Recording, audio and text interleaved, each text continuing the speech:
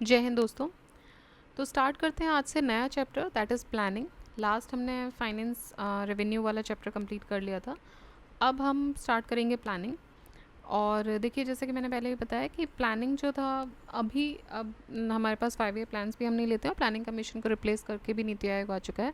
तो क्वेश्चंस कुछ पुराने रहेंगे, इसमें कुछ नए रहेंगे। बहुत ज़्यादा जो पुराने क्वेश्चंस होंगे और जो हमारे पर्पस के लिए नहीं है इस समय के लिए, लेट्स से कुछ बेसिक क्वेश्चंस है। लेट्स से हम पहली क्वेश्चन की बात करें, इंपॉर्टेंट है, ठीक है, बट जो क्वेश्चंस डेटा ड्रिवन होंगे और चूँकि अब प्लानिंग है भी नहीं, कमीशन इस्टेब्लिश नहीं है, तो उनको हम जल्दी स्किप करेंगे। I will say the answer, but बहुत ज़्यादा डीप में उसमें नहीं जाएंगे। डीप में हम यहाँ भी नहीं जा रहे हैं बहुत, लेकिन वो क्वेश्चंस जिनका रेलेवेंस नहीं होगा उसको बहुत ज़्यादा हम सिर्फ आंसर देख के हम आगे निकलेंगे, ठीक है।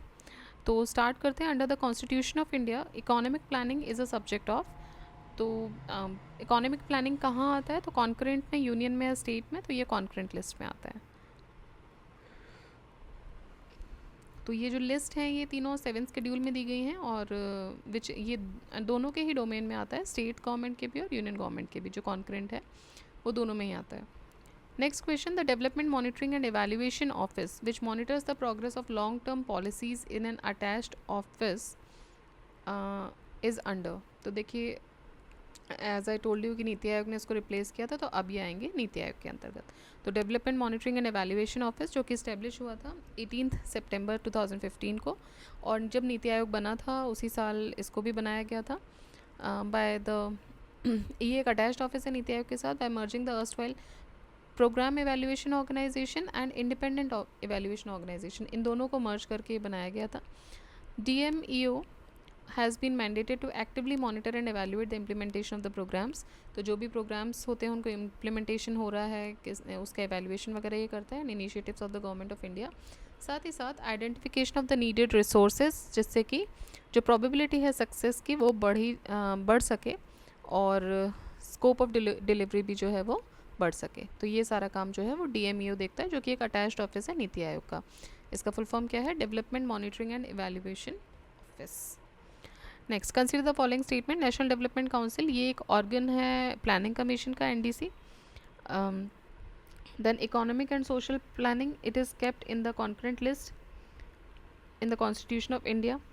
तो देखिए, ये तो अभी हमने ऊपर ही देखा कि ये कॉन्करेंट लिस्ट में आता है। Constitution of India prescribes that panchayat should be assign the task for preparation of plans for economic development and social justice. ठीक है, ये भी सही है। तो नेशनल डेवलपमेंट काउंसिल एक डिफरेंट बॉडी है, 1952 में सेटअप हुई थी, एक पैरेलल बॉडी के तौर पे to the planning commission. NDC has been propose to be abolished, but अभी तक कोई रेजोल्यूशन पास नहीं हुआ है, तो अभी एस्टेब्लिश्ड है वो। Since the inception of NITI Aayog governing council which has almost the same composition and roles as NDC के पास अब कोई काम नहीं है ऑल्दो, लेकिन अभी अबॉलिश नहीं हुई है। Not did it have any meetings, ना उसकी कोई मीटिंग्स हो रही हैं। तो पहला स्टेटमेंट छोड़ के बाकी दोनों स्टेटमेंट जो है वो सही है। Which of the following statement is correct? Neither the Finance Commission nor the Planning Commission is a constitutional body। तो देखिए, क्या ये सही है? क्या फाइनेंस कमीशन एक कॉन्स्टिट्यूशनल बॉडी नहीं है? आर्टिकल 280 हमने लास्ट में डिस्कस किया था। The scope of the finance commission is limited to a review of revenue segment of the budget, while the planning commission takes an overall review embracing both capital and revenue requirements of the state। बिल्कुल सही है। जब planning commission था तो planning commission के पास इससे ज़्यादा rules थे, ऑल्दो कॉन्स्टिट्यूशनल बॉडी नहीं थी। No one can be a member of both the finance commission and planning commission at the same time.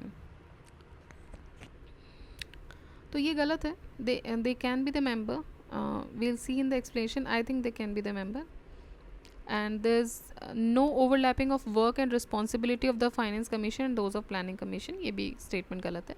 तो सेकंड स्टेटमेंट इसमें सही हो जाता है कि जो स्कोप है वो लिमिटेड है फाइनेंस कमीशन का रेवेन्यू सेगमेंट तक, जबकि प्लानिंग कमीशन जो है वो ओवरऑल देखता है revenue embracing both capital and revenue requirements of the state.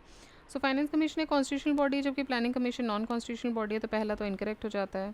Finance commission determines the method and formula for distributing the tax proceed between the centre and the states and among the states as per the constitutional arrangement and present requirements.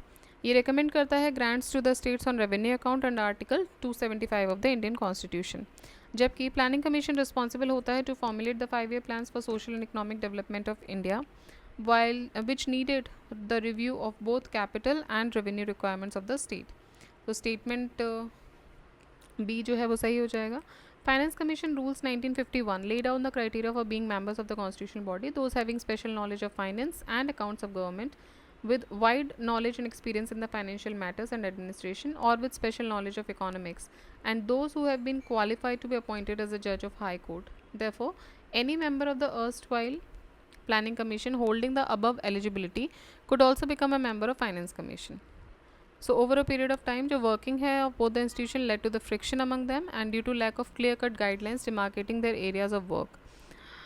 तो इनके बीच में एक friction भी create हुआ था क्योंकि कोई demarcation नहीं था, दोनों ही कर सकते थे. And citing the overlap of finance commission with planning commission and the resultant anomalies, second finance commission ने ये बोला था that it had become a statutory body with limited function and this constitutional debasement ended the on 1 January 2015 जब planning commission को dissolve किया जाता है और उसकी जगह पे नीति आयोग को इस्टेब्लिश किया जाता है. Which of the following was called as economic cabinet of India by Ashok Chandra. तो इकोनॉमिक कैबिनेट जो बोली गई थी वो प्लानिंग कमीशन को बोला गया था. Ashok Chandra pointed out that planning commissions undefined position and wide terms of reference. देखिए पोजीशन तो अनडिफाइंड थी बट उसके पास पावर्स थी, रेफरेंस पावर्स थी and catapulted into a position of the economic cabinet. National development council, इसका काम क्या था? Preparing the general draft of 5-year plans, monitors the implementation of 5-year plans, reviews the national plans, तो review करता था ये national plans को. Set the target for every sector of the plan, ये नहीं था.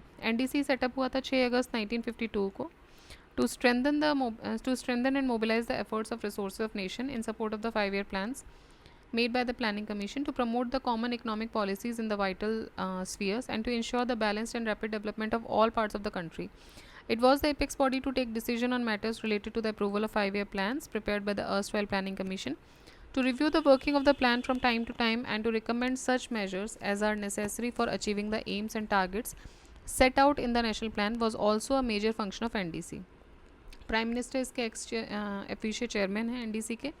NDC प्रपोज किया गया था to be has been propose to be abolished but अभी तक कोई रेजोल्यूशन नहीं आया as we discussed earlier. And since the inception of NITI Aayog council, जिसका ऑलमोस्ट सिमिलर काम है NDC के साथ, तो NDC के पास ना ही कोई वर्क असाइंड है ना ही अभी कोई मीटिंग्स होती हैं, but it is working right now.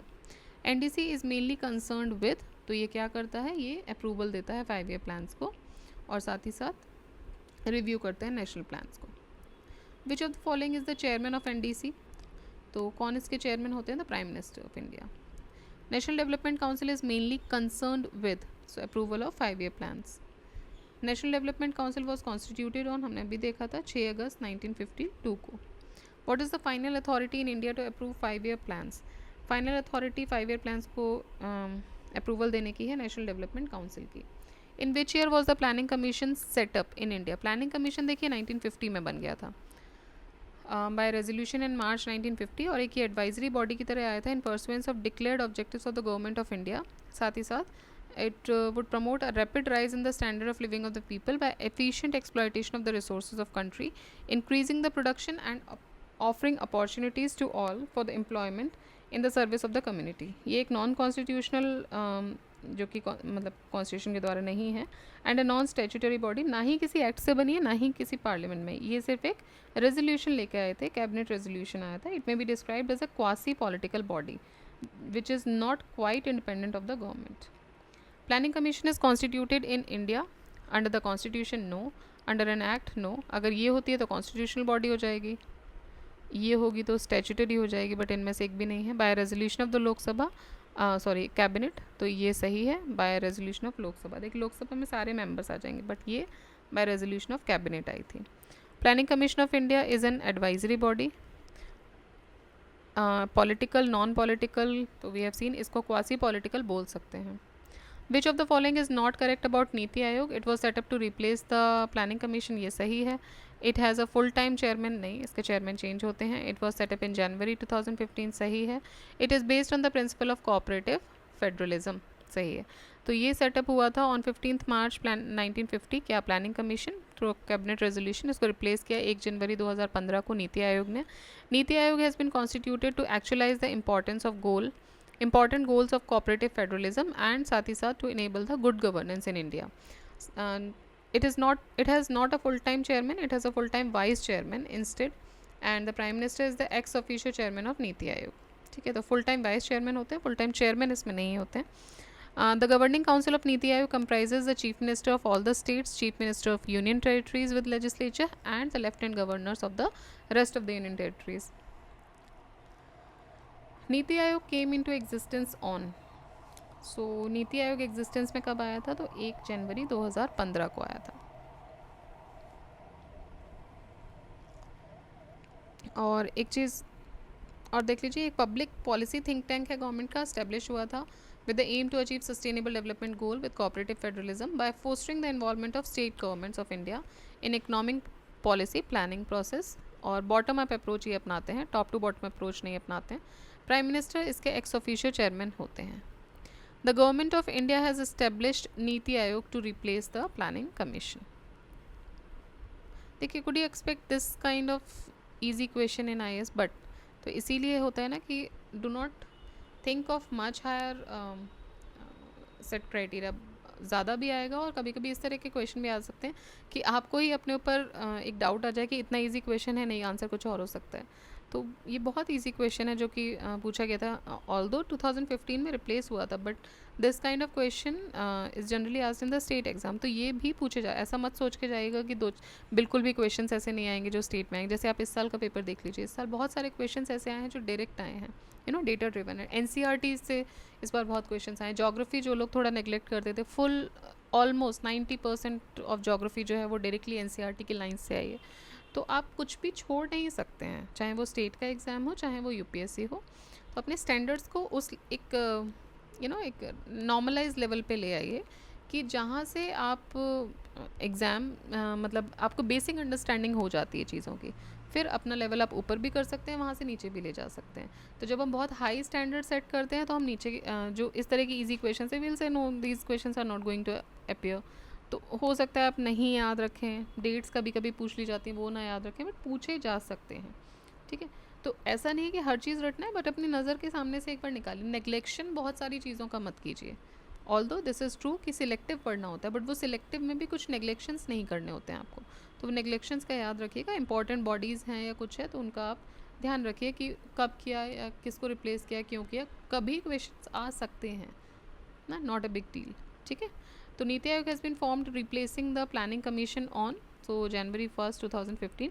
और देखिए, ऐसा भी नहीं है, मैं फिर से वही बोलूँगी, ऐसा भी नहीं है कि आपको रटना है, आपको PYQs कंटिन्यूसली करने हैं. PYQs से क्या होगा, इस तरीके के क्वेश्चन आप इतनी बार पढ़ लोगे, मान लीजिए कि पिछले 10 साल में वो 10 बार आया होगा अलग अलग एग्ज़ाम्स में. ठीक, तो आपने वो कम से कम 10 बार अपनी नज़रों के सामने निकाल दिया, और एग्ज़ाम देने से पहले आपने 3-4 बार PYQs को रिवाइज़ कर लिया, तो सॉर्टेड हो जाते हो आप. 10-12 क्वेश्चंस के लिए आप सॉर्टेड होते हो इन द कमिंग एग्ज़ाम, और बाकी पैटर्न के लिए सॉर्टेड होते हो. डायरेक्ट क्वेश्चंस तो हो सकता है कि कभी कभी मैच कर जाएं, अलग अलग मल्टीपल एग्जाम्स पे आप देते हो. एक साल में आप UPSC भी दे रहे हो, कुछ स्टेट एग्जाम्स भी दे रहे हो, कभी कभी फोकस पे आप एक ही एग्जाम पे भी फोकस कर रहे हो, ये भी हो सकता है. बट 10-12 क्वेश्चंस के लिए आप सॉर्टेड हो जाते हो समटाइम्स, नॉट ऑलवेज, बट बाकी आप पैटर्न के लिए सॉर्टेड हो जाते हो. ठीक है, तो PYQs इज़ अ मस्ट जो आपको करने ही हैं. आप कैसे भी कीजिए, आप अपने लेवल पे कीजिए, यहाँ से कीजिए, कहीं और से कीजिए, बट PYQs करके जाइएगा. PYQs is very very very important. ठीक, next, in the government of India's NITI Aayog, which is an economic policy making think tank. What is the full form of NITI? तो नीति का फुल फॉर्म क्या है भाई, ये भी अब इजी क्वेश्चन है, बट यहाँ पे आपको घुमा फिरा सकते हैं. नेशनल इंटरनल ट्रेड इन्फॉर्मेशन नहीं होगा, ट्रेड के बारे में थोड़ी बात हो रही है, right. Then national institution for transforming India, सही है. National integrated treaty institute, national intellectual training institute, कोई पर्टिकुलर नहीं है ना, पूरा ओवरऑल पॉलिसी थिंक टैंक की तरह काम कर रहा है, तो उसमें सब कुछ आ जाएगा. ट्रेड भी उसमें सब्ज्यूम हो जाएगा कहीं ना कहीं, इंटीग्रेटेड ट्रीटीज़ भी हो जाएंगे, सब कुछ आ जाएगा. So it is national institution for transforming India. Which of the following is a nodal institution for implementation of sustainable development goal? Again ये हमने लास्ट चैप्टर में भी पढ़ा था. So it is NITI Aayog. Sorry, not in the last chapter, environment में पढ़ा था. Who was the first vice chairman of NITI आयोग?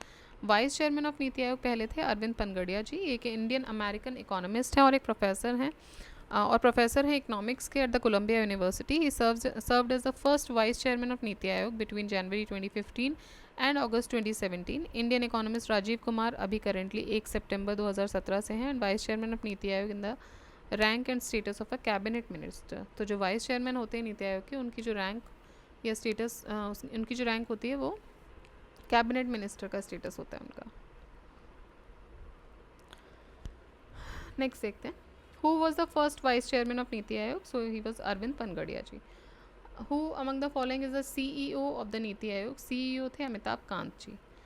ही is the second and current CEO of NITI Aayog, और इन्होंने 17 फरवरी 2016 को सिंधु श्री खुल्लर जी की जगह पे ये कार्यभार लिया था। अकॉर्डिंग टू नीति आयोग, विच of the following states is at the top of Indian innovation index 2019? तो 2019 में इंडियन इनोवेशन इंडेक्स में कर्नाटका टॉप पर था।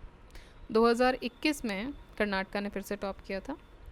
As per the report of NITI Aayog, which of the following states has emerged as the fastest growing economy in India in 2014-15? So 14-15 में जो fastest growing था वो बिहार था। As per the economic survey of 21-22, highest rate of growth of net state domestic product at current prices in the year was in Madhya Pradesh among all the states of India. तो ये क्या था? highest growth rate of net state domestic product. ये मध्य प्रदेश का था. It was followed by Manipur, then Mizoram, Bihar and Tripura. In the नीति आयोग's health index 2019, Bihar scored, तो 2019 में बिहार ने 32.11 स्कोर किया था.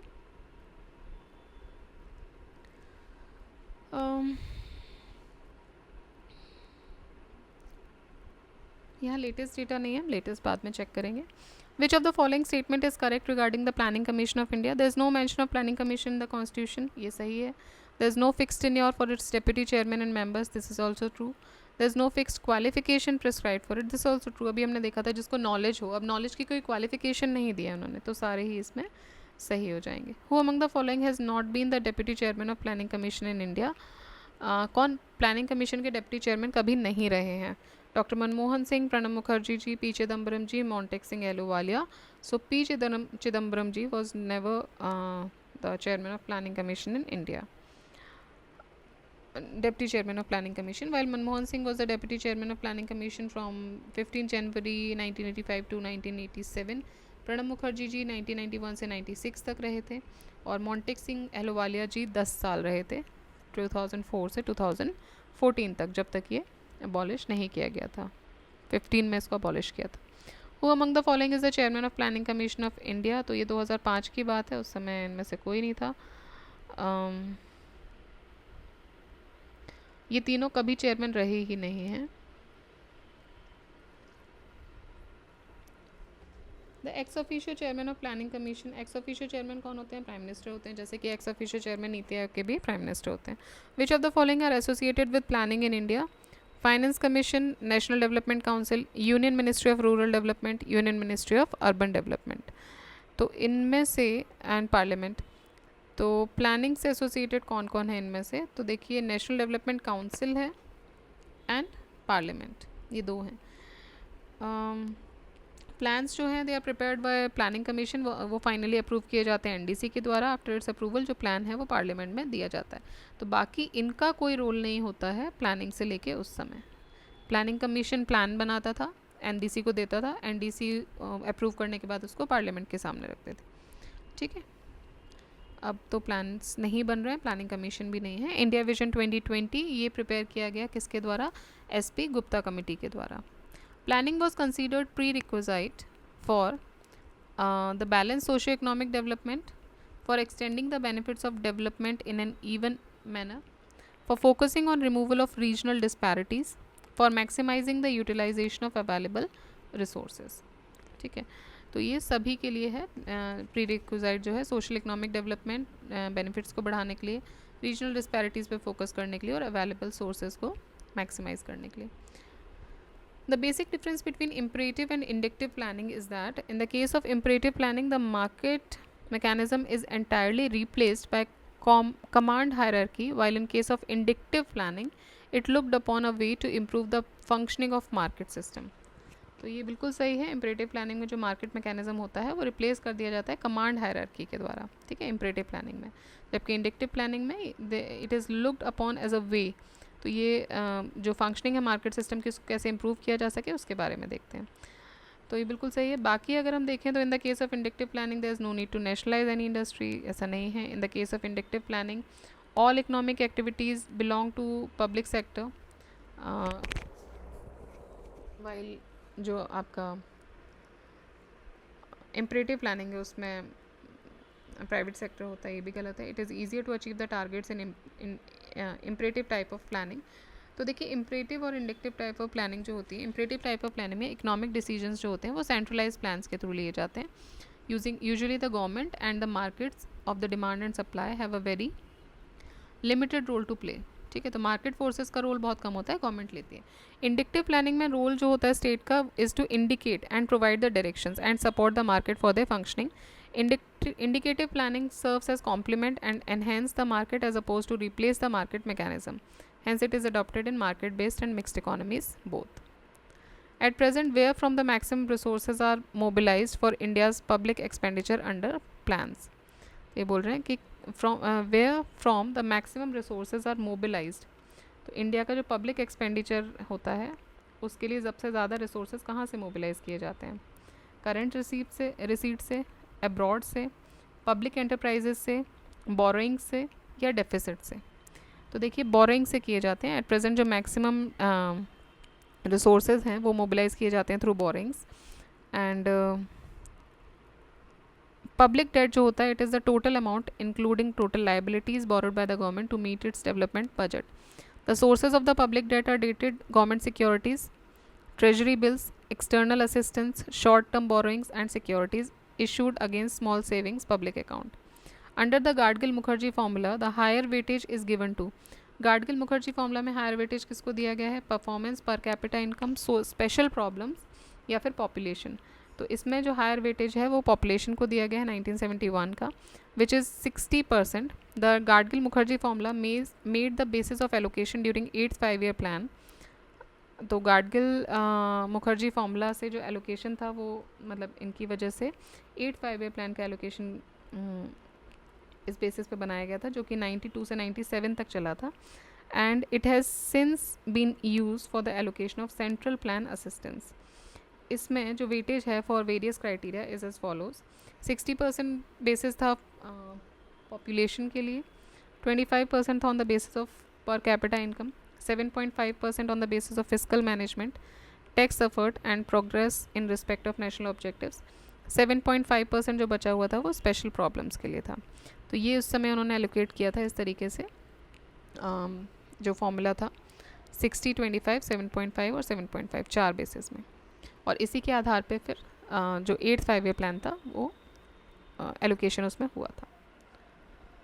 नेशनल प्लानिंग कमेटी सेटअप की गई थी किसके द्वारा? तो ये सुभाष चंद्र बोस जी ने सेटअप की थी। NPC was constituted by the then president of the Congress, जो हमने हिस्ट्री में भी डिस्कस किया है, इन अक्टूबर 1938 जब वो हरिपुरा जो सेशन हुआ था वहाँ पे उनको अध्यक्ष बनाया गया था। And Bose requested Pandit Jawaharlal Nehru to become its chairman. तो उन्होंने उस समय इनके टर्म्स बहुत अच्छे थे, दे वर लाइक फ्रेंड्स, और ये लोग काफ़ी समय से साथ में थे। तो he requested Nehru ji to become its chairman. What is true for planning in India? So अगस्त 1937 में जो कांग्रेस वर्किंग कमेटी है at its meeting in Wardha adopted a resolution of national reconstruction and social planning. Subhash Chandra Bose in his presidential speech at Haripura declared that the national state on the advice of planning commission would adopt a comprehensive scheme. Modi government renamed the planning commission as Niti Aayog. Subhash Chandra Bose announced the formation of a national planning committee with Jawaharlal Nehru as its chairman in 1938. तो सारे ही इसमें सही हैं with reference to planning commission in India. ये सही है, ये सही है। देखिए इसमें मुझे पर्सनली डाउट है, renamed planning commission NITI Aayog को एक अलग बॉडी की तरह इस्टेब्लिश किया गया था, रीनेम नहीं हुआ था, और उसके फंक्शंस भी थोड़े से डिफरेंट हैं with the planning commission. So I have a doubt on this, but although they have chosen the answer C, that is all are true. Next देखते हैं, Gandhian plan was expounded in 1944 by, so Gandhian plan जो 1944 में किया गया था वो श्रीमन नारायण अग्रवाल जी के द्वारा किया गया था। In the light of basic principles of Gandhian economy, श्रीमान Narayan Agarwal propounded the Gandhian plan in 1944, in which he put emphasis on expansion of small unit production and agriculture. The fundamental feature of the Gandhian plan was decentralization of economic structure with self-contained villages and cottage industries. Who among the following formulated the Gandhian plan? तो श्रीमान नारायण अग्रवाल जी. Who opposed the planned development in India? तो महात्मा गांधी जी ने planned development को oppose किया था. महात्मा गांधी जी का conception था self reliance का, was of a simple living and self sufficiency होनी चाहिए. उनका बेसिक आइडिया था कि लोकल रिसोर्सेज को ज़्यादा यूज़ किया जाए और लोकल वर्कफोर्स यूज़ किया जाए उसके प्रोडक्शन के लिए of commodities for local consumption जितने एक्सटेंट तक पॉसिबल हो. तो मतलब जो है आपका देश में देश का ही चीज़ का यूज़ हो और देशवासी ही उसका यूज़ करें और देशवासियों को ही उसका पैसा मिले. तो सेल्फ रिलायंट के तरफ उनका जो एक जोर था. And his with minimal dependence on the outside world. तो ये उनका कहना ये था कि मिनिमल डिपेंडेंस आउटसाइड वर्ल्ड पे, ऐसा वो मानते थे उस समय. Who amongst the following drafted the Sarvodaya plan? Sarvodaya plan बनाया था जयप्रकाश नारायण जी ने. तो 1950 में जयप्रकाश नारायण जी ने सर्वोदय प्लान ड्राफ्ट किया था, inspired by Gandhian ideals to chart a future map for India's development. And 1954 onwards he dedicated his life to the Sarvodaya movement to establish true socialism. सबका उदय, Sarvodaya. Consider the following about rolling plan. A plan for the current year which includes the annual budget. ठीक है. A plan for a fixed number of years, say 3, 4, 5. True. It is revised every year as per the requirement of the economy. True. A perspective plan for 10, 15 or 20 years. Okay, ये भी सही है. तो ये चारों बोल रहे हैं सही है. Rolling plan for backward countries was suggested by Gunnar Myrdal in his book Indian Economic Planning in its broader setting. The rolling plan consists of 3 different plans. पहला 3 तरीके के प्लान्स होते हैं रोलिंग में. पहला होता है plan for the current year जिसमें कि एनुअल बजट और होता है. दूसरा होता है plan for the fix number of years, let's say 3, 4, 5 as per the requirement of the economy, और उसको हर साल रिवाइज किया जाता है. तीसरा होता है अ perspective plan for long terms, 10, 15, 20 साल के लिए. मेन एडवांटेज रोलिंग प्लान का क्या होता है कि they were flexible and were able to overcome the rigidity of the fixed 5-year plans by mending targets the objects of the exercise, projections and allocations as per the changing conditions in the country's economy. Next देखते हैं, consider the following statements about rolling plan.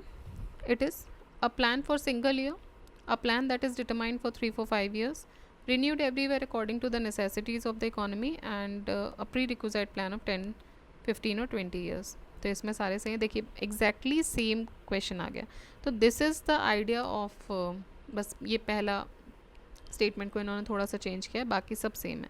This is the idea of PYQs, है ना. तो sorted हो जाते हैं आप कहीं ना कहीं. और देखिए ये क्वेश्चन कब आया है, 2011 में आया है BPSC में, और ये 2016 की UP PCS मेंस में पूछा गया है. तो ये इंपॉर्टेंस होती है PYQs की basically. Next, rolling plan for backward countries was suggested by तो G. Myrdal. The rolling plan was concept of national planning was introduced by Janata government. जो जनता गवर्नमेंट लेकर आई थी, national planning of India was introduced by Janata government in 78-79. इन्होंने 5th 5-year plan को reject किया था of the जो कांग्रेस चला रही थी उस समय, एंड इन्होंने लॉन्च किया था रोलिंग प्लान जो कि रिवाइज किया जाएगा as per the needs of economy due to the inherent flexibility in the plan. In which of the following years rolling plan was in operation? तो 78-79 with the Janata government. Major objective of Indian 5-year plans is, major objective क्या, equal distribution of wealth और income, self reliance and reduction of dependence on foreign aid. सही है. Development of backward classes, increase role of. देखिए एक particular sector पे तो काम कर नहीं सकते ना, आप प्लानिंग लेके आ रहे हो तो आप सबके लिए लेकर आओगे, अगेन वही बात है. सो एलिमिनेशन भी आप इस तरीके से लगा सकते हो. The period of 12th 5-year plan was, तो 12th 5-year प्लान का पीरियड था 2012 से 17 तक का. टारगेट्स देखें अगर तो रियल GDP ग्रोथ रेट 8% की रखने की बात हुई थी, agriculture growth rate 4, manufacturing growth rate 10. Financial year 16-17 last year था 12th 5-year प्लान का. विच of the following is the period of 12th 5-year plan? 12 to 17. Which of the following is not a vision of the 12th 5 year plan? Real GDP growth rate 8% सही है. Agriculture की हमने अभी बात कही 4% होना चाहिए.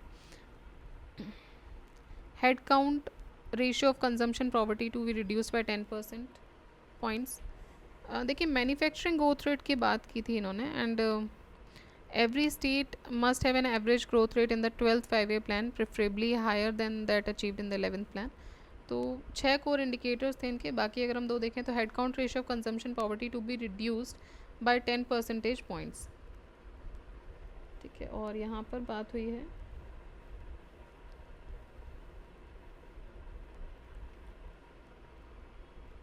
Okay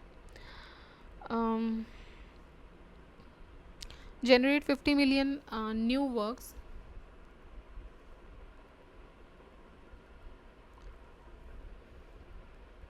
Real GDP growth rate of 8%. Agricultural growth rate of 4%. Head count ratio of consumption poverty to be reduced by 10 percentage point. Why the answer is star? I don't get it.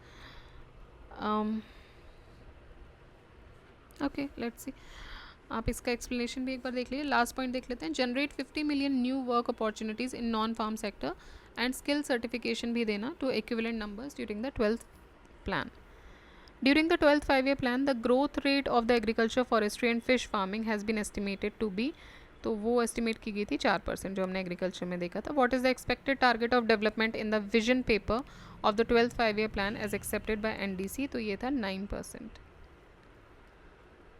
बाद में इसको 8% कर दिया गया था 2012 में while approving the plan. पहले 9% रखा गया था. During the 12th 5 year plan which of the following average annual growth rate target for envisages for agriculture? हमने देखा है 4% था. 12th 5 year प्लान में which among the following has the largest allocation of funds? तो largest allocation of fund social services के लिए था. 34.7% of the total outlay.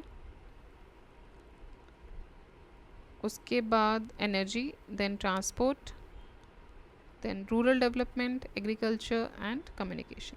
Document of the 12th 5 year plan suggests that the largest expansion in the plan would be given to social services. According to government estimates during the 12th 5 year plan, the infrastructure sector will require an investment of, तो infrastructure sector के लिए उन्होंने 1000 billion की investment की बात हुई थी.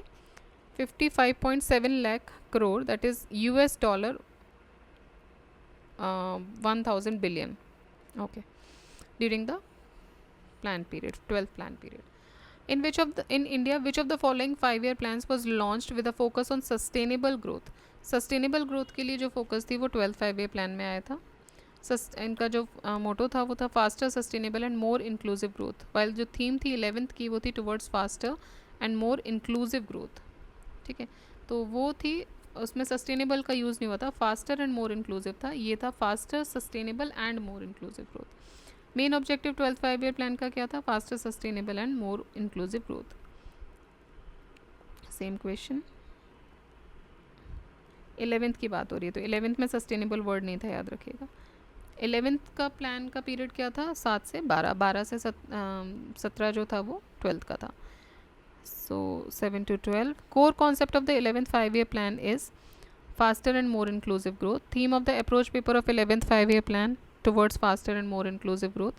Objective of 5 year plan, देखिए बार बार वही क्वेश्चन जिस समय रहे उस समय वही आ रहा है. इंक्लूसिव ग्रोथ की बात हो रही थी. According to the approach paper of 11th 5 year plan, with the achievement of targeted growth rate and population growing at 1.5% per annum, the real income of the average Indian would double in. तो real income double हो जाएगी 10 साल में, ये बात हुई थी. The largest increase of the employment opportunities during the 11th 5 year plan has been expected in. Largest increase of employment opportunities, तो ये किस में थी? ये था कंस्ट्रक्शन सेक्टर में. What is the size of 11th 5 year plan of India? इसका size था 36,44,718 करोड़ का. और 12th 5 year प्लान का था 76,69,807 crore.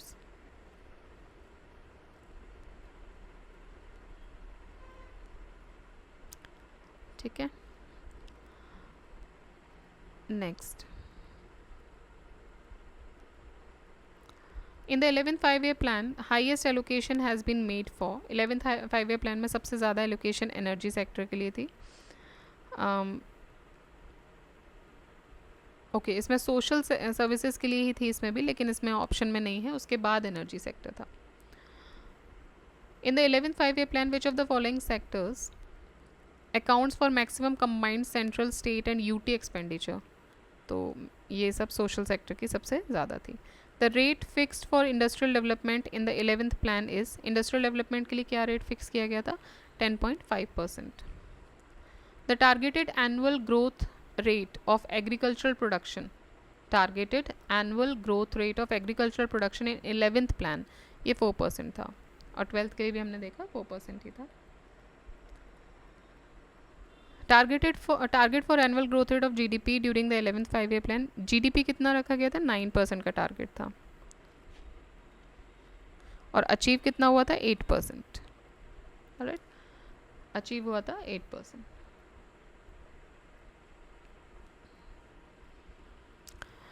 Next, inclusive growth as enunciated in the 11th 5 year plan does not include one of the following. तो inclusive growth में क्या नहीं आएगा? Reduction of poverty आएगा, extension of employment opportunities भी आएगा, strengthening of capital market and reduction of gender inequality. देखिए inclusive में ये आएंगे. capital market की strengthening inclusive का part नहीं है.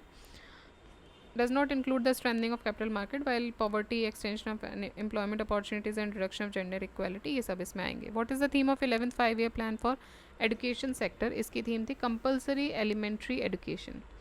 तो 11th 5 year plan के लिए थी compulsory elementary education. How many IITs will be set up in 11th 5 year plan में कितनी IIT सेटअप की गई थी? तो ये थी 8.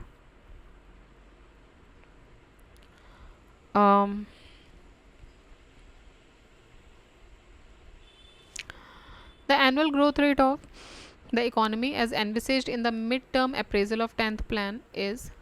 Annual growth rate of economy envisaged in the mid-term appraisal of 10th plan ये 7% था. So 10th 5 year plan जो था इसमें 7% था annual growth. अब ये ना plans का targets अब आगे रखेंगे, और इस वीडियो का लास्ट क्वेश्चन हम देखते हैं. उसके बाद जो बचे हुए क्वेश्चन है वो नेक्स्ट वीडियो में हम कवर अप करेंगे. और देखिए मैं इसीलिए इसमें जल्दी जा रही हूँ बिकॉज ये अब 12th से 11th पे आए, 11th से अभी 10th पे आ गए हैं. ठीक है, तो अब 10th 5 year प्लान के कुछ क्वेश्चन आएंगे. ऑल दो हमारे उनमें से इंपॉर्टेंट हमको याद रखना है. जैसे कि 11th 5 year प्लान में सस्टेनेबल वर्ड नहीं था, 12th 5 year प्लान में था. 11th में इंक्लूसिव ग्रोथ पे ज़्यादा फोकस हुआ था, तो वो अब हमारे काम के रह गए हैं थोड़े बहुत, ज़्यादा नहीं. अगर मैच द फॉलोइंग या एलिमिनेशन में आ जाते हैं तो. अब टारगेट्स उस टाइम पे कितने थे? हाँ, क्वेश्चन ऐसे आ सकते हैं कि कौन से ऐसे प्लान्स थे जिनमें पॉजिटिव टारगेट्स हुए, और वो भी स्टेट में आ सकते हैं. देखिए जहाँ तक स्टेडीली हमारे जितने भी टारगेट्स थे वो हमने अचीव कर लिए, ऐसा नहीं है. बहुत सारी जगह पे नेगेटिव टारगेट, जैसे लास्ट में ही हम देखें तो 9 का टारगेट था, 8 अचीव किया था, तो एक नेगेटिव में ही गया. तो इस तरीके के क्वेश्चंस थोड़े आपको दिमाग में रखने हैं. अब एग्जैक्ट टारगेट्स को आपको हिट आउट नहीं करना है. अभी अगर प्लान कोई चल रहा होता तो वो हम करते, बट अभी कोई प्लान्स वो वाले नहीं चल रहे हैं. अभी हमें सिर्फ बाकी एलोकेशंस देखनी है, रेवेन्यूज़ वगैरह की, वो हम देखेंगे. बट इतने आपको हिट आउट टारगेट्स इनको नहीं देखने हैं. ठीक है, तो ग्रोथ रेट टारगेट जो 10th 5 year प्लान के लिए था वो था 8%, और अचीव कितना हुआ था?